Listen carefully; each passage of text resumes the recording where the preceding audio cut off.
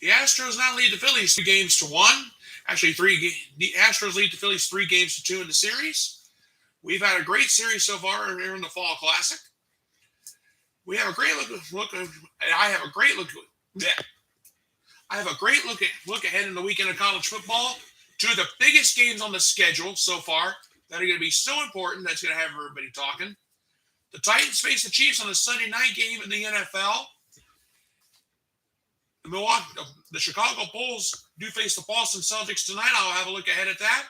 I will let you know who's hot in the NBA and who is not.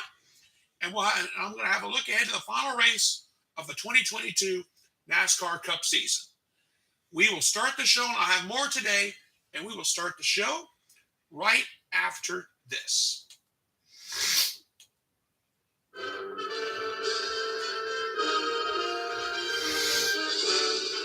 Spanning the globe to bring you the constant variety of sport, the thrill of victory, and the agony of defeat. The human drama of athletic competition. This is ABC's Wide World of Sport.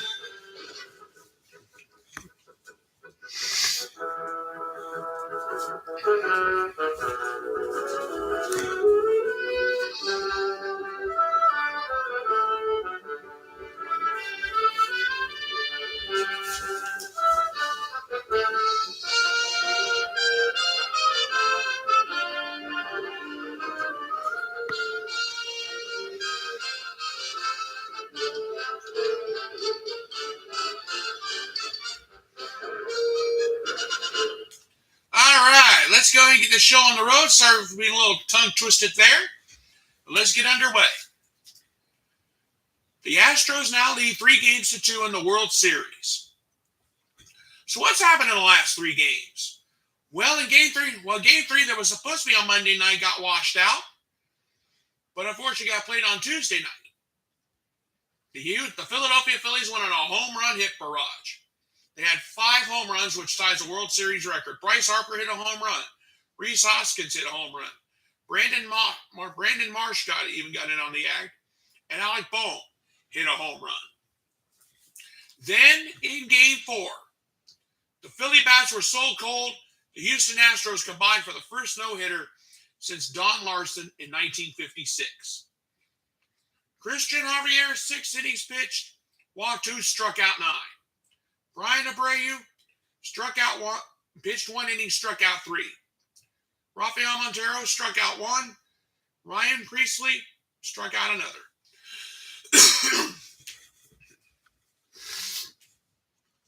That tied the series at 2 games apiece.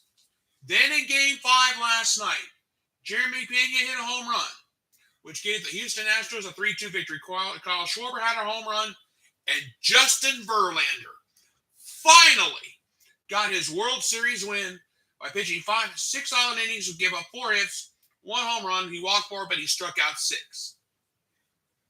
That is where we're at in the World Series right now. Game 6 Saturday night in Houston. I have the World Series matchup. It has been announced. In Game 6, Zach Wheeler will be going for the Philadelphia Phillies.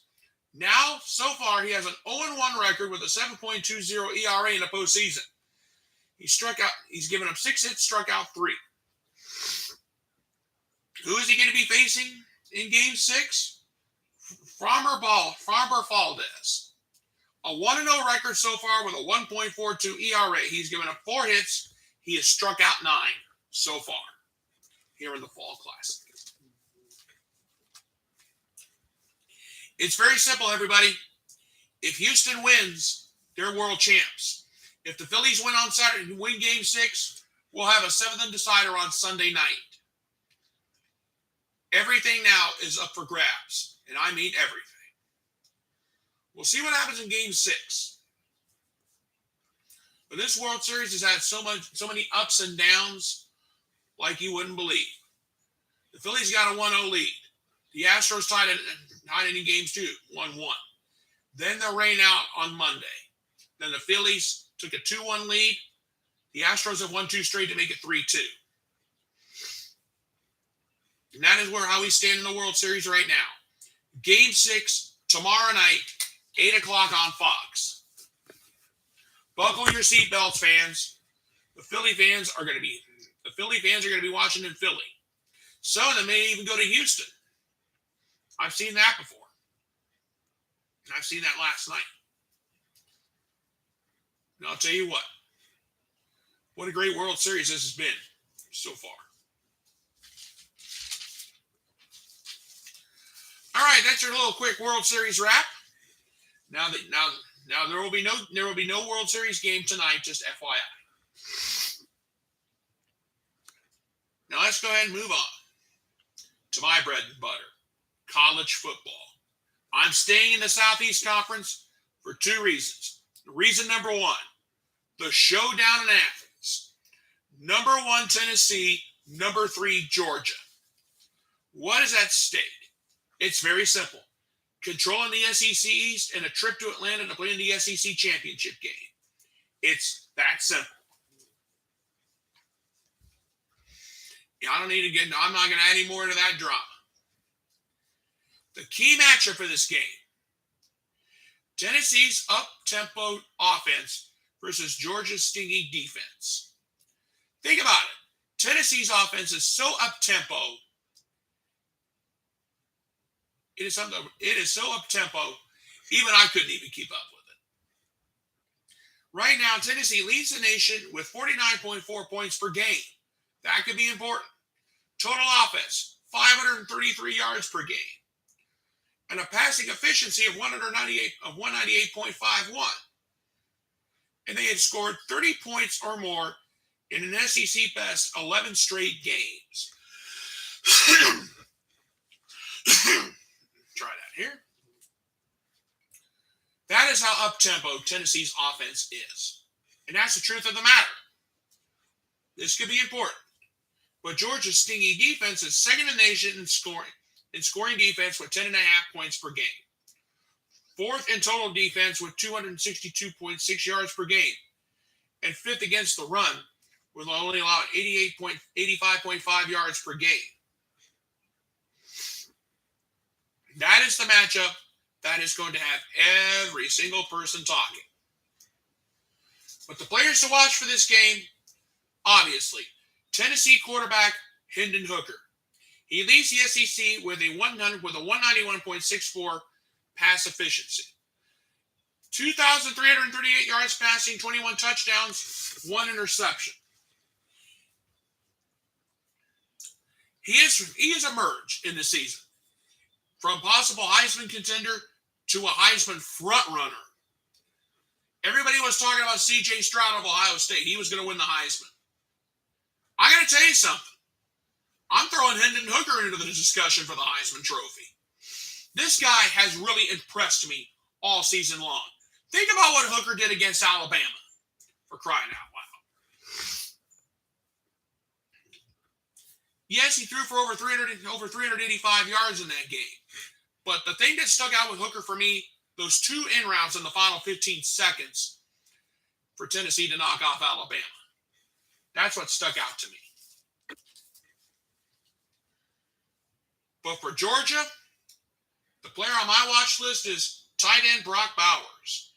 He's the nation's only player to have a touchdown, a running touchdown and a touchdown pass of at least 75 yards. That could be very important in this game. He's got 31 catches, 547 yards, and 3 touchdowns on the season. He knows how to get it done in the clutch. He's proven that to me time and time again. This is the biggest game in the Southeast Conference. This is the biggest game.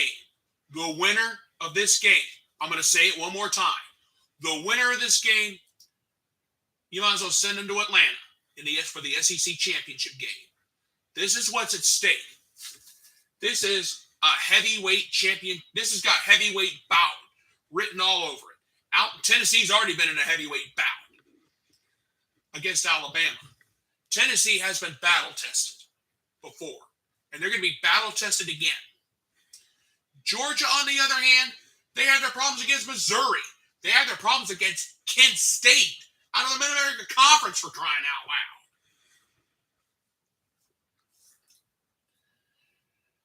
Georgia's had their problems this season. Tennessee, they have been battle tested. Their strength of schedule is 19th in the nation. Why are they number one? Why is Tennessee number one in the country? Their upset victory over Alabama. That is why they're number one in the country. One last time.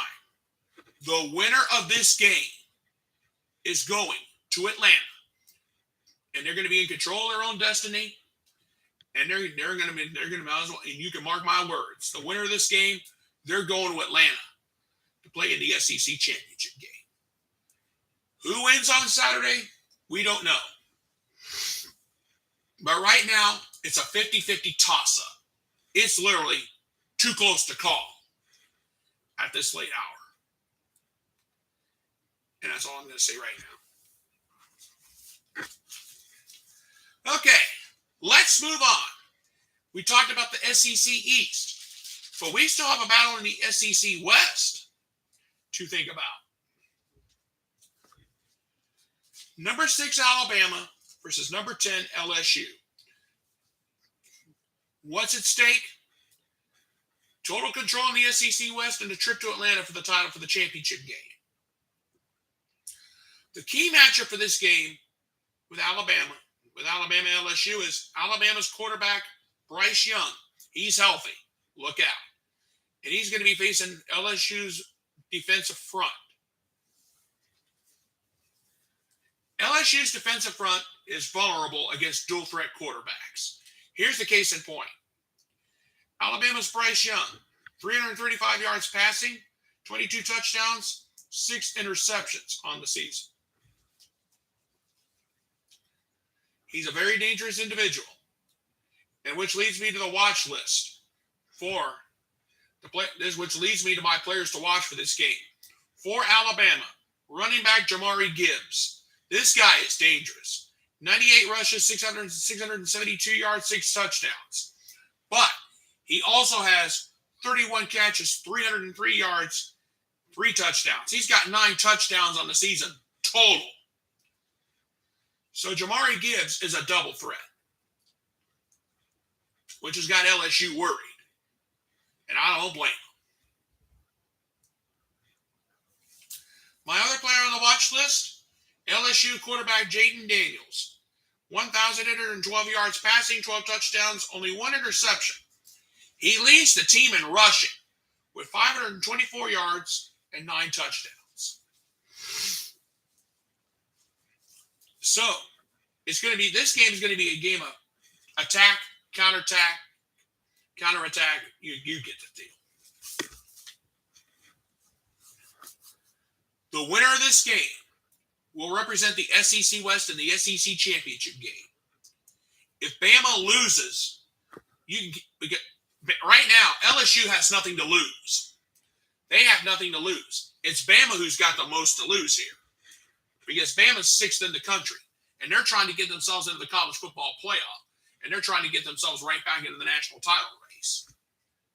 LSU, on the other hand, they don't have much to lose.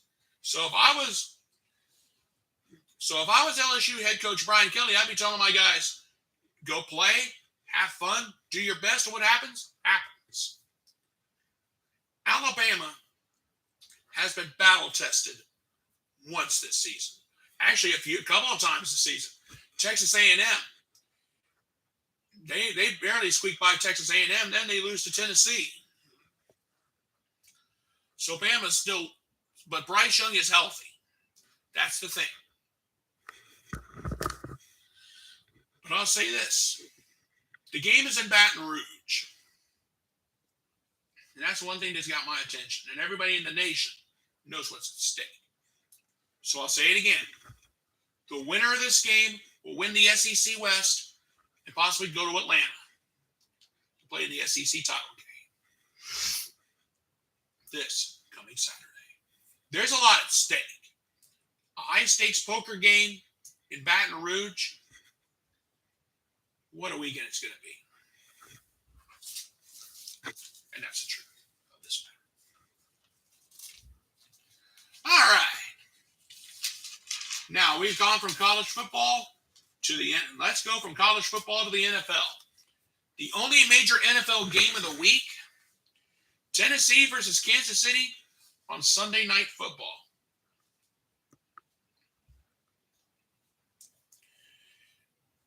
Titan safety Kevin Byard has already said, I'm ready for the Chiefs. We got to go to Arrowhead.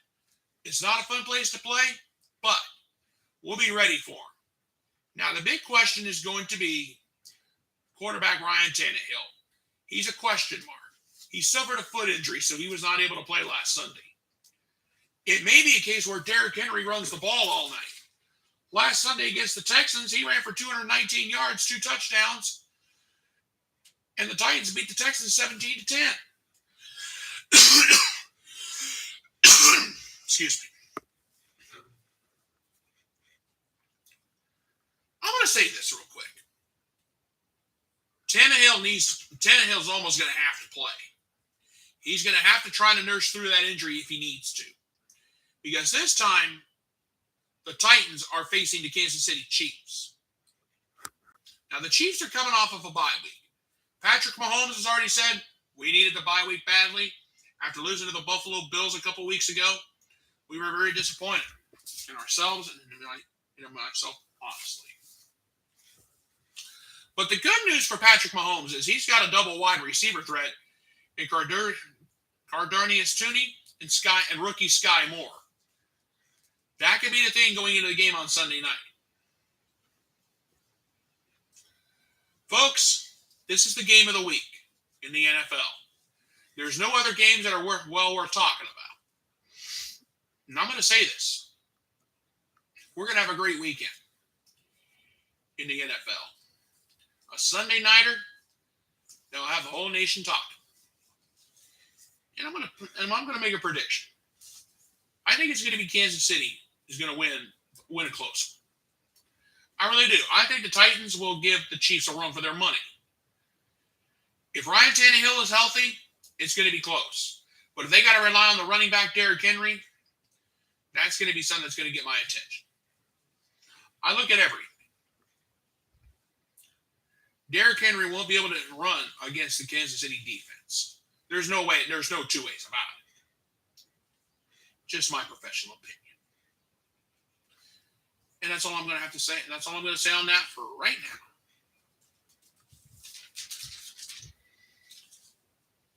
All right.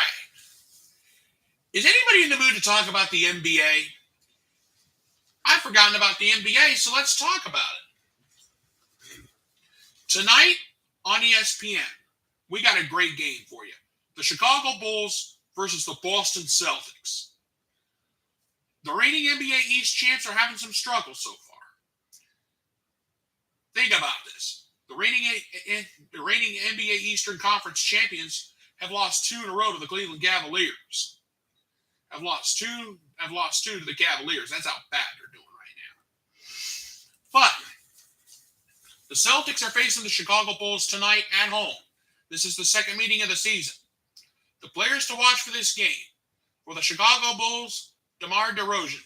In the first meeting against the Celtics, he had 25 points. Right now, DeRozan's been averaging 23.3 points per game and 4 rebounds per game. That's what I always think about. And that's a fact of the matter. For the Boston Celtics, it's Jason Tatum. He had 26 points in the first meeting in Chicago. Tatum's been averaging 30.1 points per game. And he's been averaging 8 rebounds per game. So who wins this game tonight? I've got to go with the Boston Celtics. That's just all there is to it. And that's a fact. I deal with them, and that's the way it is. This is the second meeting of the season in the NBA. This is the second meeting of the season between the Bulls and the Celtics. And this is a big one. And that's all there is to it. I have never seen a team. This is going to be fun to watch tonight. I'm actually looking forward to it. Who wins tonight? I'm taking the Celtics. But whatever happens, happens. And that's all I can say. But what a way to have to start out a Friday night in Boston. I'm looking forward to it. Okay. Let's talk a little bit more NBA news. Who's hot and who's not? Who's hot in the NBA right now? The Milwaukee Bucks. 7-0 in the season. Giannis Antetokounmpo, 32 points, 12 rebounds against the Pistons in their last game. He has scored 30 points. He's scored 30 points or more in the last 6 games. He's been red hot. Look out for him. But I got another team who's hot in the NBA so far. Could you believe the Cleveland Cavaliers are 6-1 on the season? They've beaten the Boston Celtics twice. They've beaten the Celtics 6 times in a row. They've gotten 2 wins over the NBA Eastern Conference champions. How have they been doing it? In the last meeting between these two teams, Darius Garland had 29 points, 12 assists. Donovan Mitchell, 25 points, 4 rebounds, 6 assists. Mitchell's been averaging 32.2 points per game. I'm going to be honest with you about this. I'm going to come back. I'm going to come back to the Cavs here in just a second. Who's not? Who's not hot, or who's not, or who's stone cold? The Houston Rockets. 1-8 on the season. Ugh. Kevin Porter Jr. has only been averaging 20.2 points per game and 5.2 assists per game. As a team, they've only been averaging 107 points per game, 12% from beyond the arc, and only 34% on three-point attempts. Jalen Green, he's only been averaging 19 points per game. And they've only got 1 win to show for it. The Houston Rockets. Houston, we've got a problem. Now let's go back to the Cavaliers just for a second. When it was announced that Donovan Mitchell had been acquired by the Cavaliers to come here from Utah, I was thinking, oh boy, this is going to be interesting. But I'll tell you what, I was one of those guys. I was a little bit hesitant. I admit. But I'll tell you what, when he came here, it is more like this. He's become a real big help to the Cavs. He's become the guy who can do a lot to help us out in the NBA East. Now we're gonna have our struggles against Milwaukee when we have to face Milwaukee.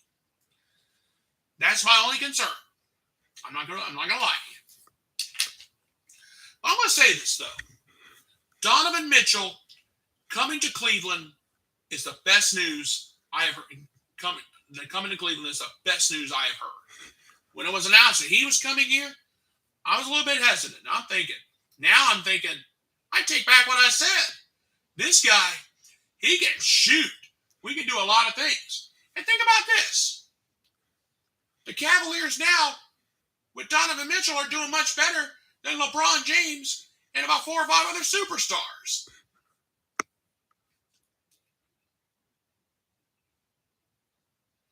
If I was to have an NBA team, and if I was to build a team around somebody, you got to start from scratch. You got to start small and work up. LeBron James, he's trying to get all superstars, and the Lakers and the LA Lakers, they're struggling.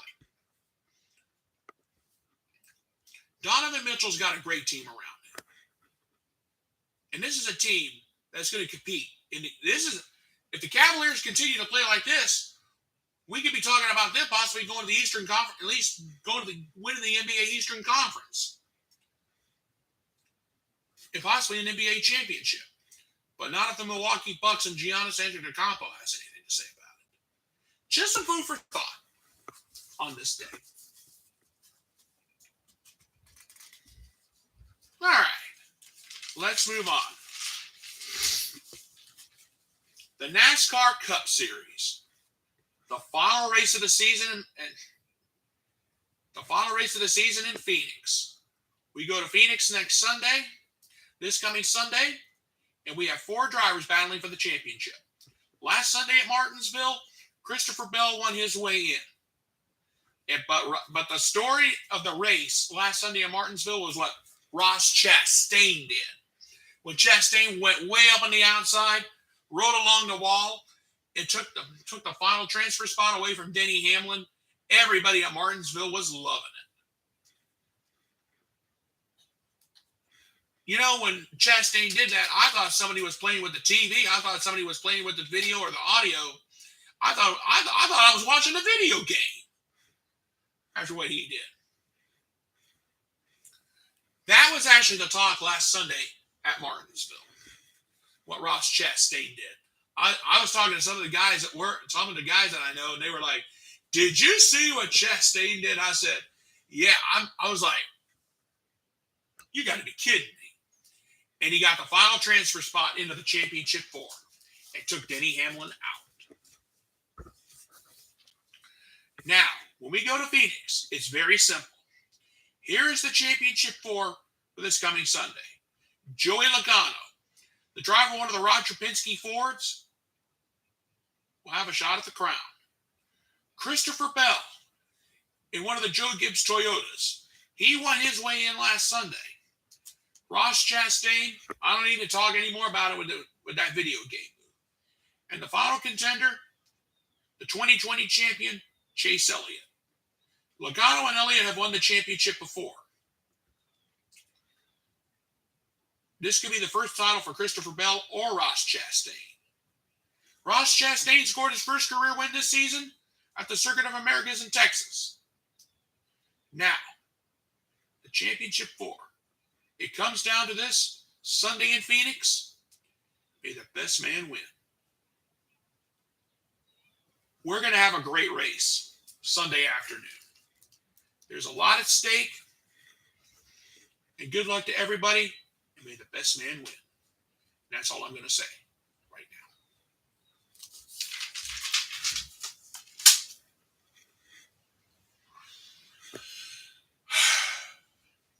And now, ladies and gentlemen, it is now time for my closing thoughts on this day. What a huge weekend we got coming up. Tennessee, Georgia. The winner, might as well say it, the winner's going to win the SEC East and control their own destiny. Alabama, LSU, the winner's possibly going to win the West and go to Atlanta. The NASCAR Cup Series deciding their champion Sunday afternoon in Phoenix. But right before that, right immediately after that, we got Tennessee, Kansas City on Sunday Night Football. What a crazy weekend it's going to be. It's going to be crazy from start to finish. And I'm going to say this now. With everything up for grabs, how much Pepto-Bismol? I'm kidding. But in all seriousness, no, I do have some sad news. My prayers and go to the right now to the guy. But one last time, Georgia's got something else to play for now. The memory of Vince Dooley. He passed away about a week or so ago. So now you got to think Georgia's got something to play for. But they still got to face Tennessee. And Tennessee has really turned themselves around. And that's all there is to it. And that's the truth. We'll wait and see what happens on Saturday afternoon. And that's all I'm going to say about that today. Okay, folks, I'm going to go ahead and get on out of here. I want to thank you guys so much for being with me here on this Friday. Please go ahead and subscribe to my YouTube channel. My name is Scott Manning. All you have to do is type my name, scroll down, look for this pretty face, click subscribe, and you will see all the sports shows I have done so far. I want to thank you guys so much for being with me here on this Friday. You guys have a fantastic weekend, and I'll be back Sunday night for the Scott Manning YouTube Sunday Sports Machine as I wrap up the weekend and give a look ahead to the week upcoming. Guys, good night. Have a great day, everybody. Thank you so much for being with me, and God bless. Goodbye, everybody, and I thank you.